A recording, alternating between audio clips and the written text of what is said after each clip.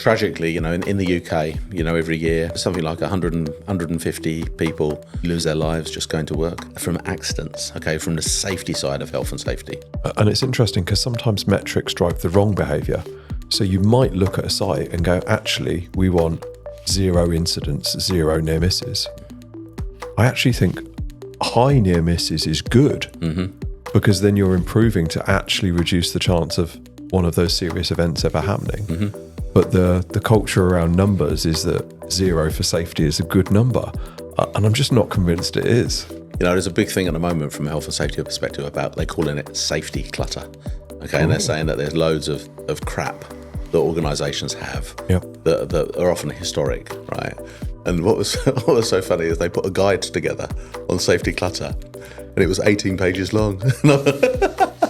And I just thought, I thought, somebody chuck that through ChatGPT, will you, and bring it down to a one-page TLDR. one bit of A4. Hi, I'm Freya. Welcome to the Skynet Chronicles, Business in the AI Age, the podcast that dives deep into the world where artificial intelligence meets business. Join us as we explore the latest trends, challenges, and opportunities in this ever-evolving landscape. From innovative startups to established enterprises, we'll uncover the secrets behind the successful integration of AI technologies. So grab a cup of coffee, sit back, and get ready to unlock the mysteries of business in the AI age. Well, good morning, Colin, and welcome. Tim, thank you very much. So you asked me what we're going to talk about, and I like talking about everything and anything. Okay. So let's start with safety and robots.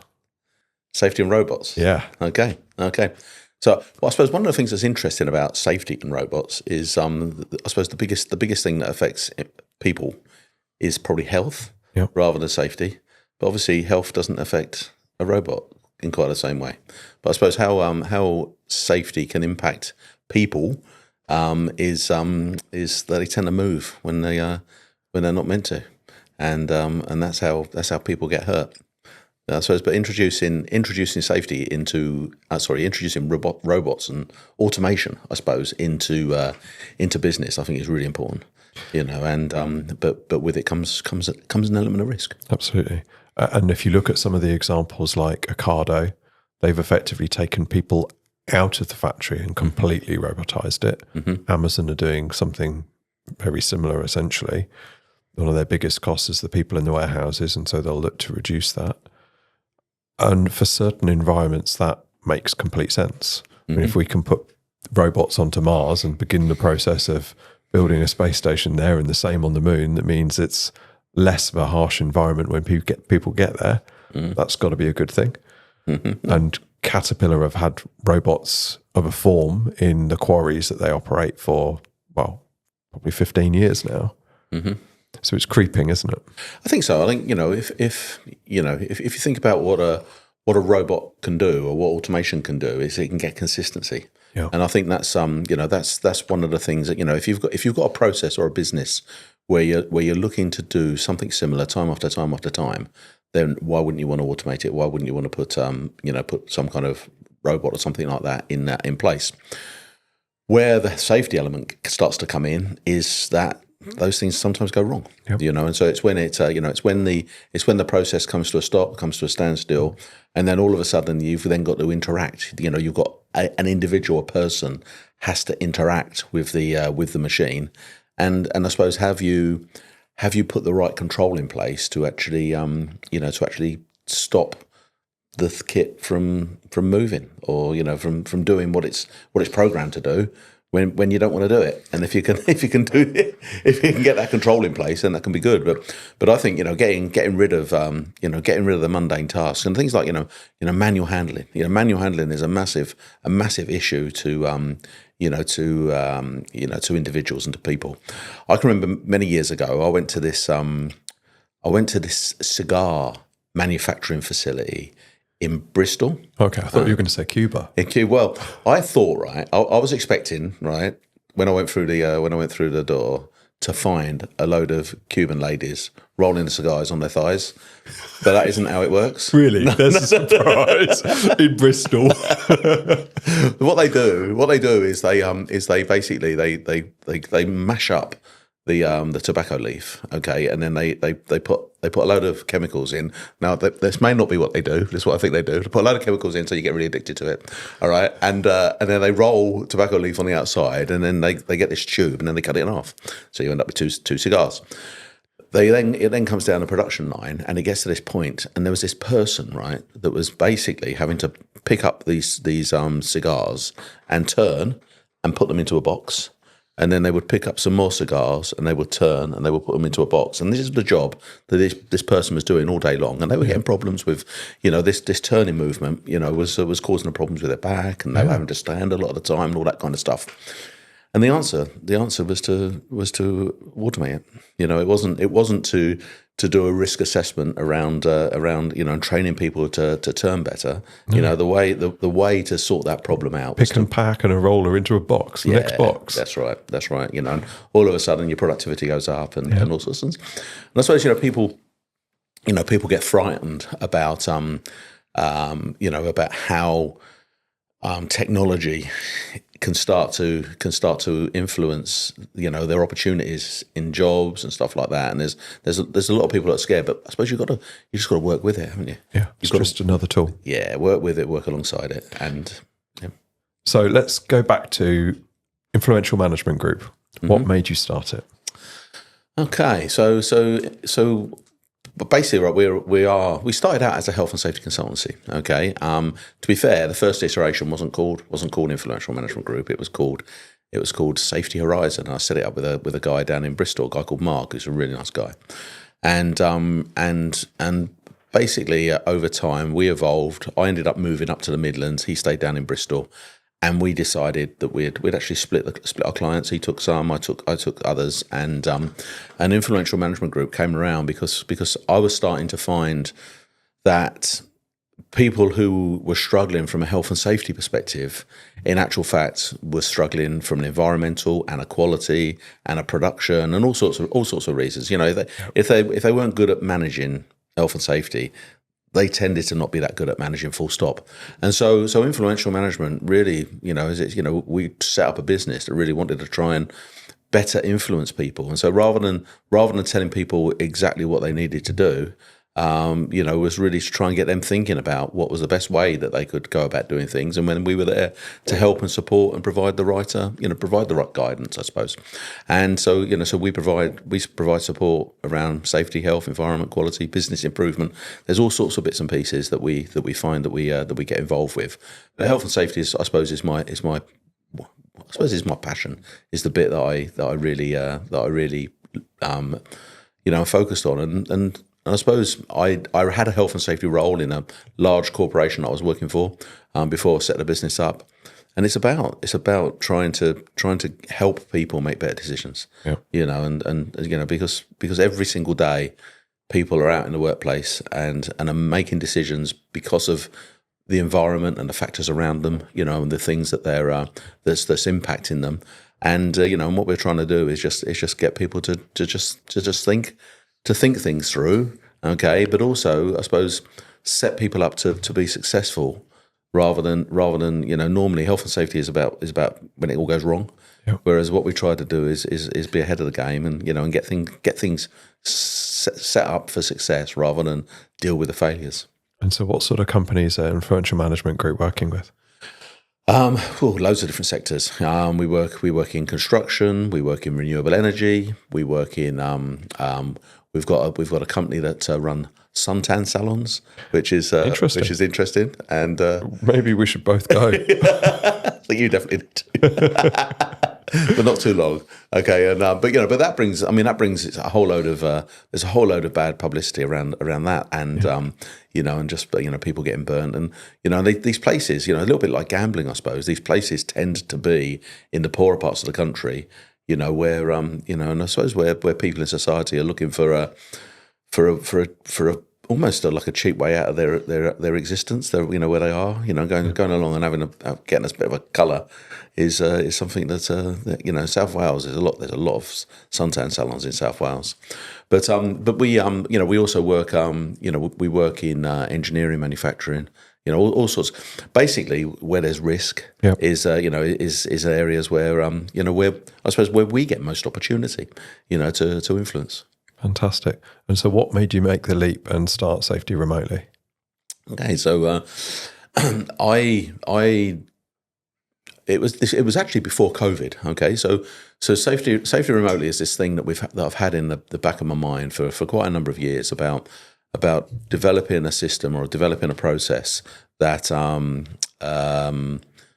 that actually doesn't just help the end user, helps the client, but also helps me as a business to to sort of manage the health and safety support.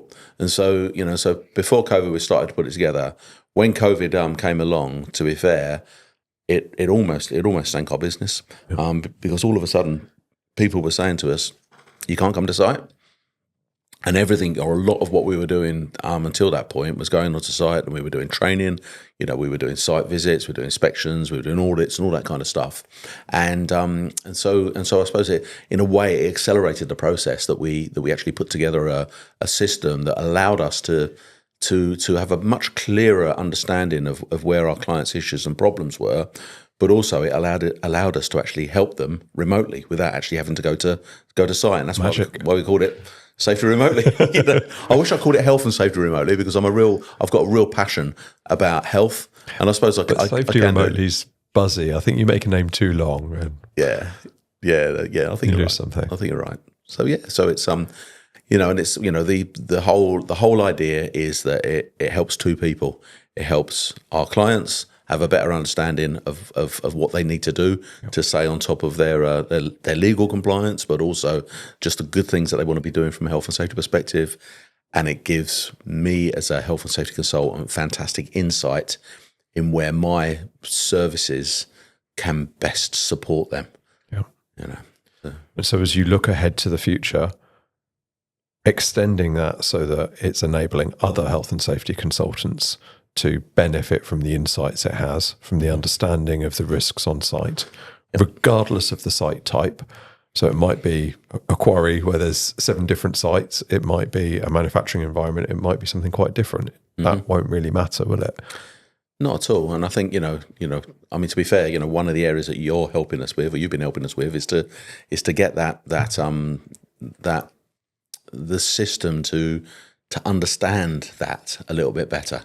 So when we put in the information about the business, it's already thinking, right, this is an engineering place, so there's certain risks that are going to be more significant, like fire, like noise, vibration. Those things are going to be more prevalent in that sort of environment than if it's a call center, where it's going to be maybe stress, pressure, DSE assessments, that kind of stuff. So getting the system to be a little bit more intuitive, I think is really important.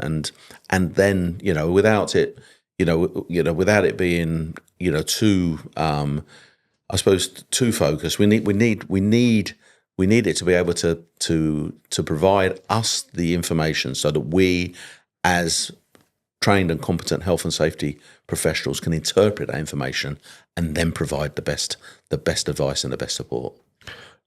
And the interesting thing for me is the parallels with some other projects that we're involved in. So actually, near miss and incident reporting, when you have enough data, then you can predict and provide interventions that happen ahead of that curve. And so in the same way that we've got a solution which is being used in care homes to help reduce distress with dementia and Alzheimer's, fundamentally it's the same logic and understanding of here's the events, here were the triggers. And if we can get enough data, then we can begin to make those intervention recommendations ahead of the time. These are the things that you need to be implementing because of the risk. And if you don't, the cost to your business will be this. And that's then going to empower any health and safety specialist that's using Safety Remotely to be able to have that insight and to help reduce workplace incidents. And ultimately here we're talking about lives, aren't we? Oh, without a doubt. tragically, in the UK, every year, something like 150 people basically lose their lives just going to work. Okay, from accidents. Okay, from the safety side of health and safety. When you introduce the health side of it, the numbers go up to 12, 13,000. Yeah. It's just enormous. And and a lot of these people have been exposed to that health risk for a long time, and so I see safety remotely has got a massive responsibility to make people more aware of the risks that there are in the business, and to help them better understand those risks, and help them put better controls into place so that we're not hurting people. Because the cost is enormous, not just financially but families. It's just and deaths is a huge number, but the amount of incidents where people lose fingers, arms, etc., sight. I mean, just the impact of safety glasses was brought home to me during my time at Perkins, just seeing the amount of, well, frankly, bits of metal in the very old parts of the factory way back. And the eye wash stations were in constant use despite safety glasses. And over time, those working environments have improved, so that's no longer an issue. But that sort of change can be applied in any workplace, can't it? To reduce the risk of incidents. Without a doubt. And I think one of the problems that that the health and safety profession has, but also businesses is if they gather the information. That loads of companies have got near miss reporting processes, but all this information comes in, they do nothing with it. It sits in a filing cabinet. It sits in a filing cabinet, and so if there's a way that we can actually, when something is put in, then people that are putting that information in get an acknowledgement, and then very, very quickly afterwards, there's something positive that comes out of that of that interaction, then that's going to start to snowball. Absolutely. I ran I can remember I used to run a quarry. Okay, so my background is quarry engineering. And I had this quarry in South Wales, in this place called Bilth Wells. And when I turned up as the site manager there, the guys and it was mainly guys. It's a very, very male orientated industry, but the guys, nobody ever listened to them, and so all of a sudden, we started to ask questions, and there was tons of cynicism to begin with. What's the point in us saying anything? Yeah, because nothing ever happens. And so it became my responsibility as the site manager to actually prove to them that I am prepared to listen, I'm prepared to do something about it. And so what we develop in safety remotely has got to support that process, so that it makes it very, very easy for people to put information in.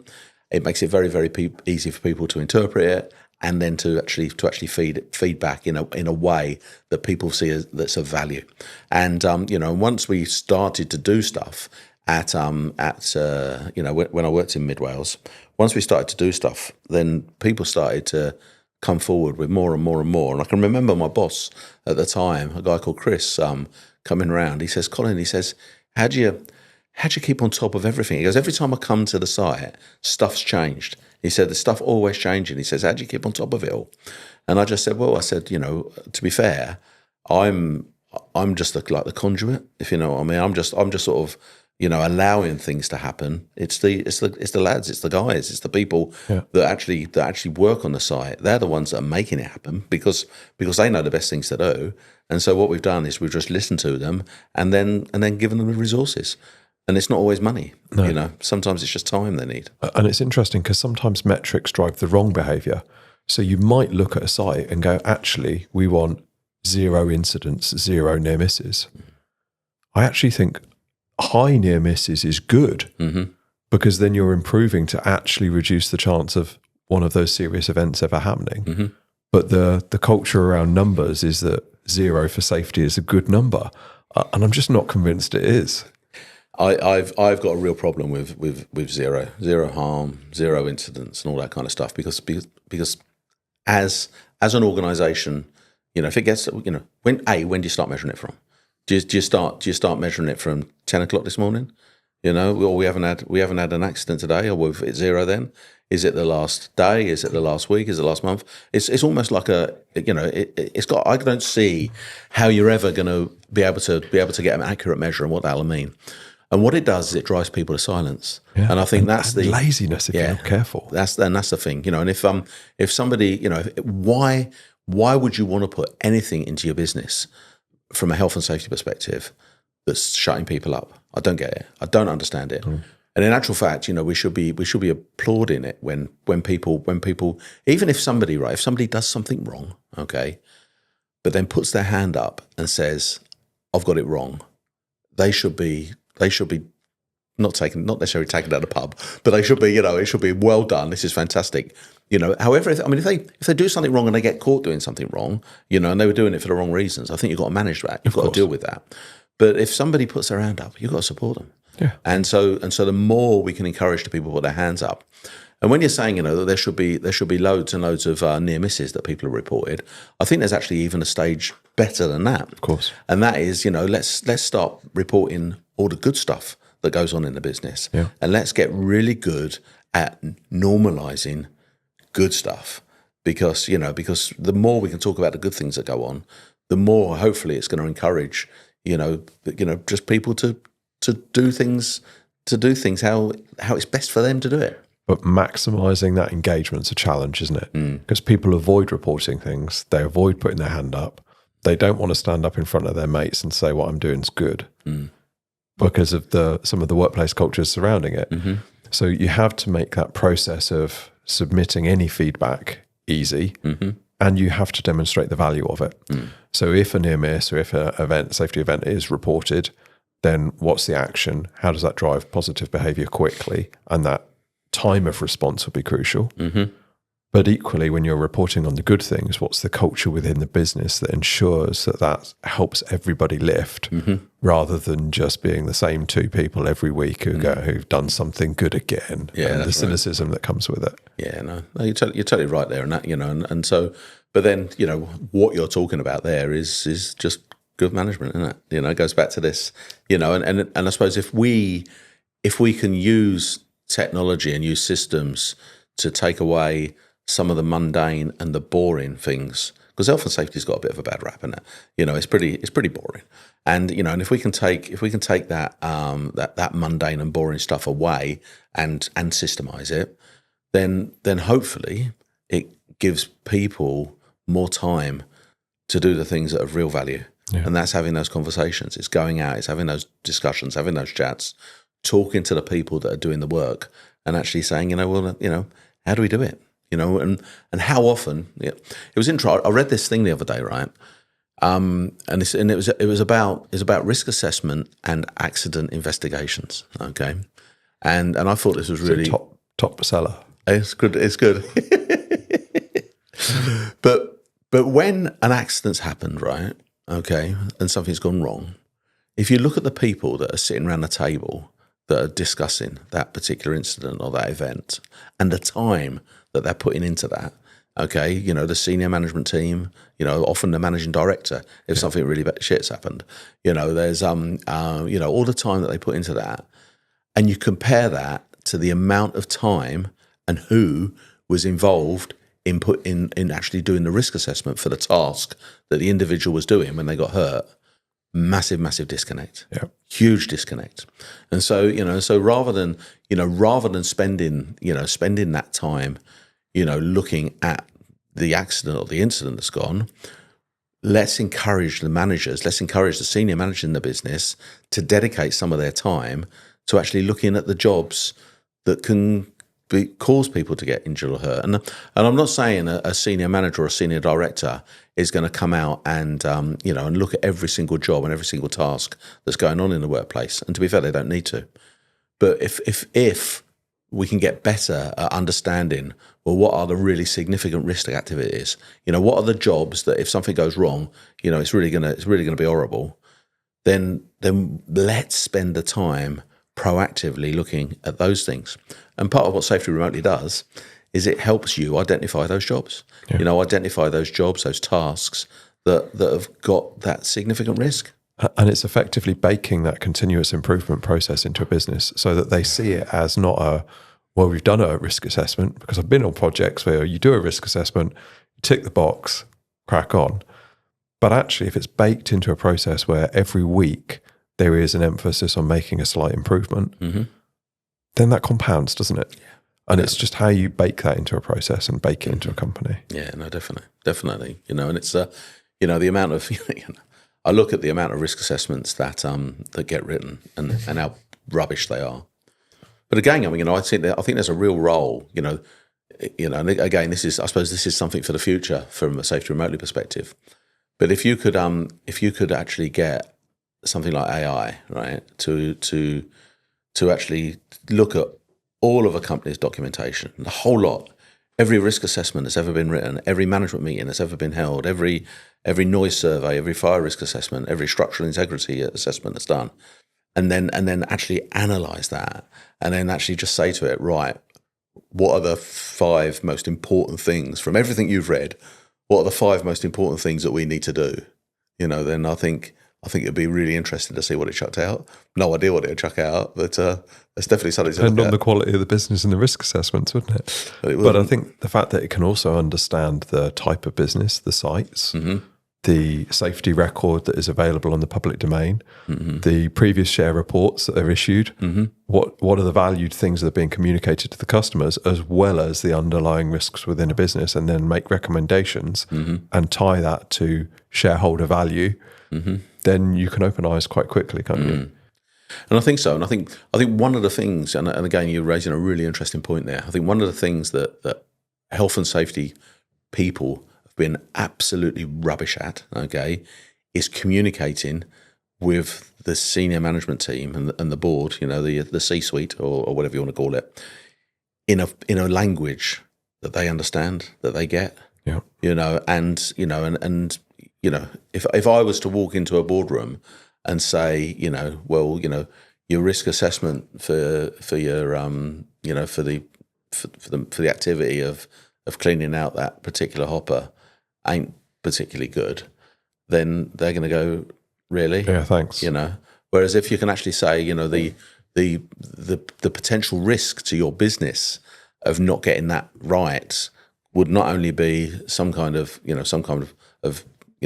morale fatal incident, but also is going to potentially cost you £300,000 on your bottom line, and your job, Mr. MD, and your job, and if you then start to say, okay, so this site has got a turnover of 1.6 million, and 2 days shutdown equals you had a 2-day shutdown plus the fine. Is it actually even worth opening that site without getting this risk control properly? Because you could lose all of that. You could lose all of that financial impact very, very quickly. Yeah. So make better decisions on these high risk activities. And the value that service has for all of the other health and safety consultants that are using safety remotely is huge. Because when they're engaging with a new customer, they can say, we'll do an audit. The price of the audit is X, and the result of the audit is we'll tell you the financial impact of your current status of your risk assessments and the processes you have in place. And then we'll help develop a solution to resolve those. It's huge value. Absolutely. And I think, and that's it's got to be seen, people see health and safety as a cost. Okay. But if you do things the right way, it can have a massive improvement on your bottom line, and but it's difficult to quantify it. It is, and it is bridging that gap too, because while nobody wants anybody to have an injury or die in a work environment, also quite often they're really conscious of their bottom line and minimizing cost and spend. And that's often a delta that causes problems. So how you tie it together and communicate it in a way that the exec team buy in from day one is one of the oldest challenges in business. It's a massive challenge. But if you can do it the right way, I've got a client at the moment that that is putting some tenders together, and being able to provide him with the information about his business that he can then actually use to demonstrate to the people that he's tendering for that he has actually got a really, really good control of how he manages his team, and the activities, puts him in a really, really strong position. Yeah. So because he is one of 4 or 5 people that are tendering for work, and so if he is able to present himself better from a health and safety perspective, then that's a big tick on, and potentially allows him to charge a little bit more for his services. Yeah. So it's so much potential there, isn't there? Oh, it's exciting, isn't it? I just don't sleep. but the thing is there's and I think what sometimes happens, where a lot of technology gets things wrong is it doesn't try to bring these different aspects together. It just tries to do just one thing. Whereas and I think you've got to be careful that you don't try to do everything. Yeah. I wouldn't want to do everything poorly, but what I want to do is say, right, well, let's do these certain bits that we're aiming to do, which is help an organisation, get a better understanding of where they are from a compliance perspective, hold their documentation in a more structured way, and get better quality, sort of assessments of the risk in their business. Then those things are really worth doing. Yeah, and when it's combined with human in the loop, then you've still got people buying people, and you're effectively just automating some of the things that weren't happening well in the business before. Yeah.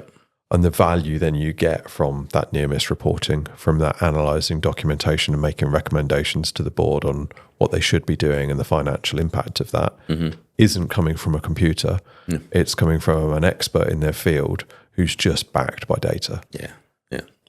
And I think that's the thing. This morning I was on I do a bit of coaching with a health and safety consultancy this morning, and we were just putting together some ideas from a risk assessment perspective. Okay, and it's an important part of it, and we've spent the time pulling together the training course that they want to deliver out, and today we were actually talking about, right, we've got to take this to market. Okay, and so I could go to ChatGPT or something like that, and I could say, right, give us a marketing strategy for putting out a risk assessment training course, and you'll get something. You'll definitely get something, and it'll probably read okay. But I didn't want to do it that way. Well, I said, what we'll do, is let's talk through what the things are that really impact a business manager in respect of even trying to just getting his head around, why would he want to do risk assessment in the first place? Yeah. And so we had a chat through those ideas, and we put them down into a document, okay, and sort of typed them out. And then that's what we put into ChatGPT and said, right, now turn all this stuff that we've put down here into something that actually sounds a little bit engaging. And so the quality of the thing that came out was an awful lot better than we would have been able to do just by us thinking about stuff. It was, the final document was better than if we'd just asked a really bland question at the beginning. Yeah. And so you need, how I see it, is you need to interact. You need to interact with the technology, and give it my experience, give it my learnings over a bit of time, and then take that on, and then get AI to do the clever bit. Well, it's not even necessarily to do the clever bit. It's taking that wisdom of a crowd and then adding a bit of process and structure and knowledge from a wider audience of everything that's on the internet. But fundamentally, it's just tidying up and tying up what was given as input. Mm-hmm. So you've done all of the hard work by having that conversation, by pulling together the input materials. Mm. And so you're combining that expertise with a different form of expert, and then reviewing the output. You're not using that output as a given. You're not going to go, okay, well, now ChatGPT's come out with a marketing strategy, and because it took all of our inputs, it's great. You're still going to tweak and evolve it. Yeah. There's bits of it that you'll use exactly as an element that you'll go, well, we're not actually going to do that. That's right.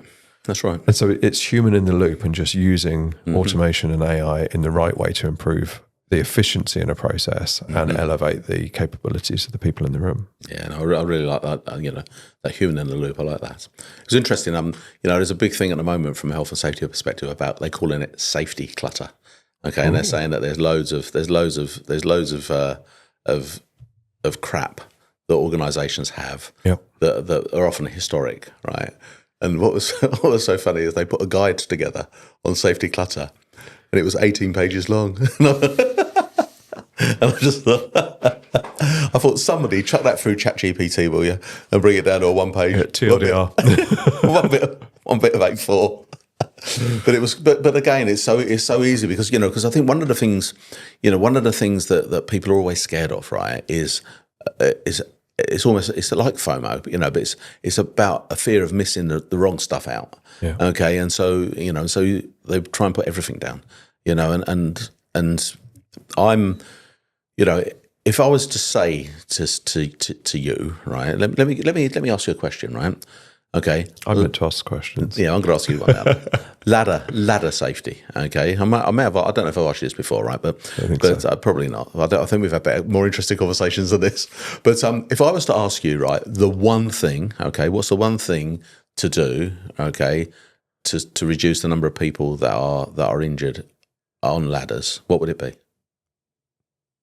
Well, I would say probably less people on ladders, but isn't it 2 points of contact? Okay, interesting. Okay, so I think it's 3 points of contact that you're thinking about. Okay, it's not when I'm doing it. Sometimes it's one. but you're not far. Okay, so the one thing, right, is don't carry something when you're climbing a ladder. Okay, and if you try and carry something when you're climbing up a ladder, you can't maintain those points of contact, and so you fall off. Yeah. But when you talk to people come up with so many different things that they you got to get it at a right angle. It's got to be footed. It's got to be tied off at the top. There's loads and loads of bits and pieces that it could be. Okay, and each one of them in their own right has probably got some value. Okay, but if you try to provide somebody with all of that information in one go, then they don't take any of it in. No. There's only a small amount of information that you can take in at any one time.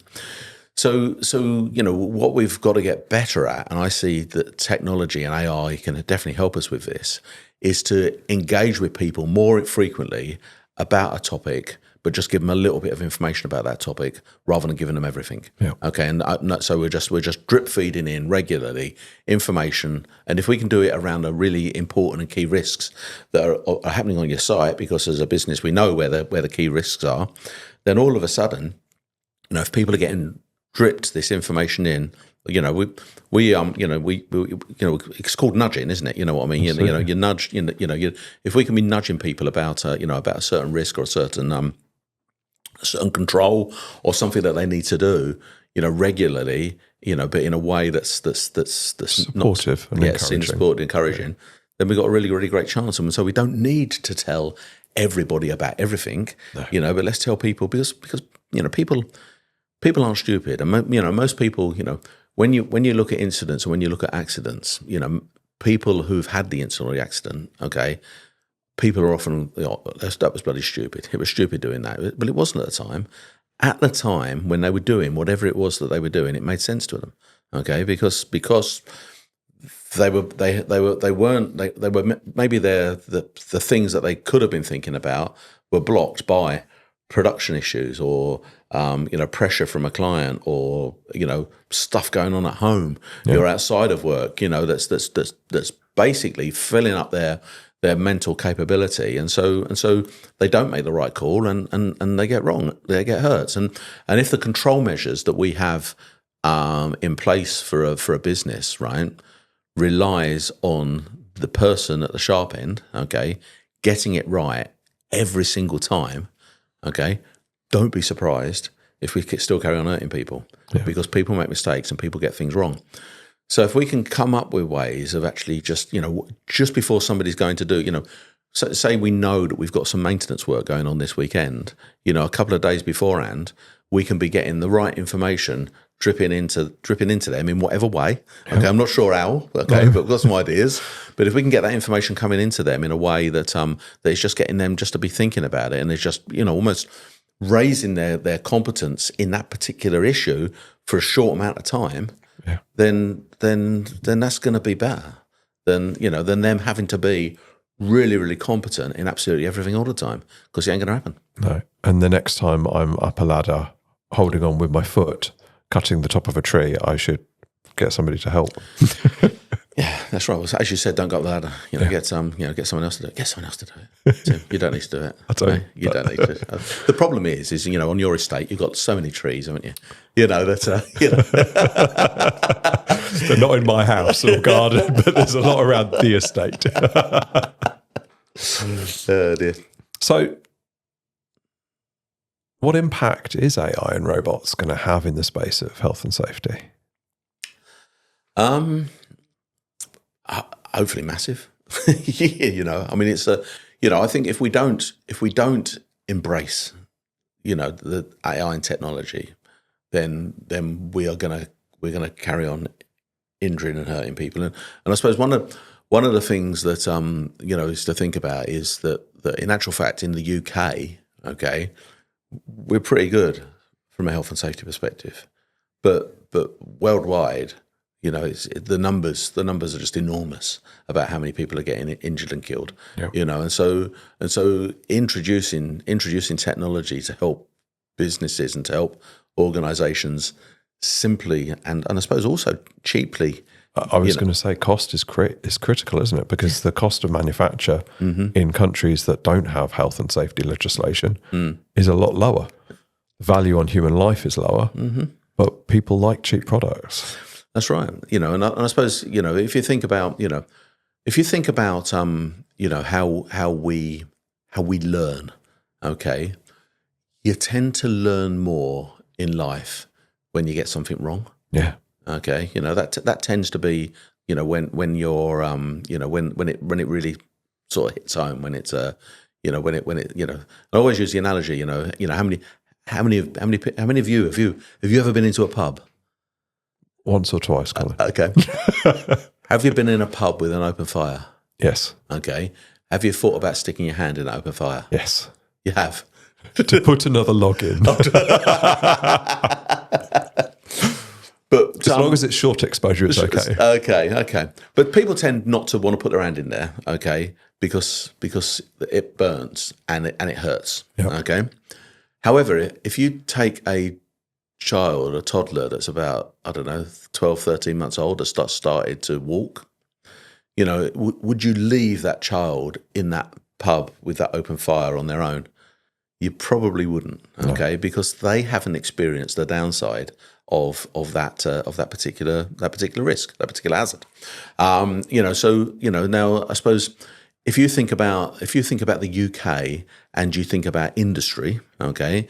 We had our industrial revolution, okay. We've had it for many, many years, and we've learnt loads and loads of stuff over the years. And there's things that we don't do now, and legislation has tended to be a big driver in that. Things go wrong, and then a piece of legislation comes out that actually says you've got to start looking at this now. And so we've done a lot of learning. Now, I'm not saying that we should be, going around like the Commonwealth telling people exactly how you've got to do it this way, you've got to do it that way. But Jesus, we should be helping people understand their risks and their hazards because we've experienced the downside of it. And so, so if we can use, if you could use technology to look at how industry over the last 150 years in the UK has changed, and then actually then go to some of the developing countries in the world and actually saying, look, you don't need to do that. Here's some of the mistakes that we've made. Don't make those same mistakes. Yep. Then hopefully a lot of people won't get hurt. And if you think about, I look at the mills, okay, up in Derbyshire and Lancashire and places like that. And there used to be children, right, that used to crawl between the machines if there was a thing called the shuttle. Yep. They used to go backwards and forwards, and that used to get stuck. And children used to crawl between the machines and used to get killed. Yep. Okay, and then things like the Factories Act and stuff like that came about. Well, you look at some of the other countries around the world, that their employees, and especially when they're developing, sort of precious metals and all that for the consumers of the Western society in the main, there's people that are being put at massive risk, that don't need to be, and it's either happening because the people who are managing the business either don't know about the risk or they're unscrupulous. And I tend to think that there's probably a bit of both, but I think a lot of it is just that they aren't aware and they don't know what to do. And culturally, it hasn't really mattered. No, that's right. And so as you look at the cost of any technology over time comes down, we will see humanoid robots that are at a lower cost on an hourly basis than even the cheapest labour ultimately. And that's going to make a huge difference in those environments because there will still be a need to pull the rare metals out of the earth and to process them, to embroider clothes, to make rugs and blankets and everything else. But it doesn't necessarily need to be human labour that's doing it. That's right. That's right. Not at all. And again, if we can get, respiratory health is huge. As I say, thousands of people in the UK still die from respiratory issues, hundreds of thousands, if not millions around the world. So if we can get people, working in environments where there is a big risk to health, respiratory health, if we can eliminate those people from those environments and still do the work, then it's going to be good for society. I suppose the question is, well, what jobs do they go into then? And that's always the battle, isn't it? That's always and we're not. It's not like the number of humans on the earth is getting lower. It's in some countries it definitely is. Yeah, that's right. But it's it's going up, and so I suppose it's it's well, what can we how do people shift? How do people change their roles? Well, if we can get people that they're analysing the information that's coming out, and then improving the processes, improving the systems because of the information that the computers are telling us, then that could be a good thing. Well, and that augmentation so that people get more time, they're still able to deliver the same work output, they're still able to get the income that they want, but then they've got more time to spend on experiences. That sounds like the best of both worlds. We can all need more bigger Glastonbury, unfortunately, though, won't we? Yeah, that's right. That's right. There is Helpstonbury. So yeah. I mean, it's on a different scale. Yeah. So the future is bright, but there's a lot of change ahead, isn't there? Massive, yeah, and I think, and it always will be, and always thus so, isn't it? That changes. Businesses that aren't trying to change, that aren't trying to adapt. I think it's really important that that you are continually looking at it, and I think it's not just about solving problems either, but it's about the way it's the way that you do it, and so we've touched on it a couple of times here. It's not just about getting information to people; it's about doing it in a way that they can engage with. And that's what's really important. It's a dangerous term to use in health and safety, but it's change or die, isn't it? From a business perspective, if you don't continuously improve, you're being left behind. And never has that been truer with the rate of change we have in technology. I think you're totally right. And and I think it's there's loads of things out there, and there's so many things that there's training now that you can do with headsets, and so you can actually try and immerse yourself in the environment that you're going to be going and working in. So you can trial stuff out. There's lots and lots of really clever stuff that's going on out there. But there's also some really simple things, and I think this for me is the thing that Safety Remotely is trying to do is trying to take those simple, more mundane processes and maximize the value out of those, because they're the things that a lot of organizations and a lot of businesses just don't do very well. And there's so many small and medium-sized companies, that don't want to go on a massive cultural change. They don't want to, they just want to do what they do. But let's do what they do a little bit better. And if we can help them achieve that, then and use health and safety as part of the the process of making that improvement, then that's got to be a good thing. That right there is the perfect end point. Fantastic. Thank you very much, Colin. It's been an absolute pleasure. No, it's been really good. I've really enjoyed meeting up with you, Tim.